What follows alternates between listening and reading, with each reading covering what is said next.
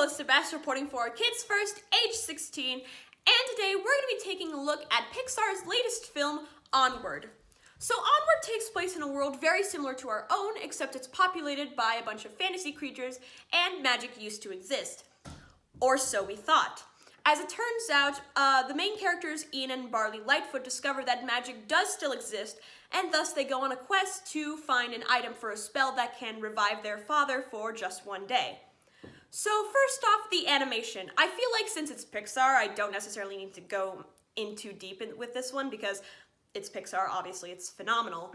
But I do want to talk about the world in which Onward takes place in. I love fantasy, and I've always been fascinated by the idea of like a suburban fantasy story, so I really like the way Onward does this concept. There's a lot of detail put into this world and a lot of really funny gags involving this type of setting. For example, Barley is obsessed with a sort of knockoff Dungeons & Dragons, except in this case, it's historically accurate. And in this world, unicorns have basically become the equivalent to raccoons. You can tell they had a lot of fun creating this world. And that's the same goes for the character designs, as, you know, you got your Cyclopses, your Satyrs, your Elves, and every single one of the characters, including the background characters, have a lot of really interesting, like, unique designs, so I really appreciate that. But of course, the world is not the most interesting part of this story, and I really do like the characters. Ian and Barley Lightfoot have a really great sibling dynamic, and I feel like that mostly does come down to the voice acting, as Ian is played by Tom Holland and Barley is played by Chris Pratt. And if you know anything about the Marvel movies, you know that these two probably have this sort of brotherly connection from working on those films. But this does add to Onward, as the sibling dynamic is kind of like the main thing driving the plot. So you gotta have two actors who really do have a close connection for this kind of story to pull off. However, I wouldn't say that Ian and Barley are the best characters in this film. In my opinion, my favorite character is the Manticore.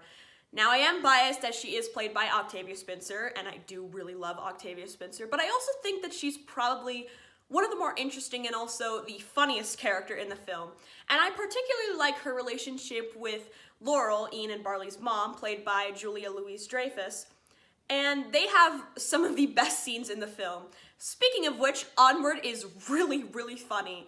The scene I mentioned with the Manticore is probably the hardest I've laughed at a Pixar film in a long time, which is saying a lot.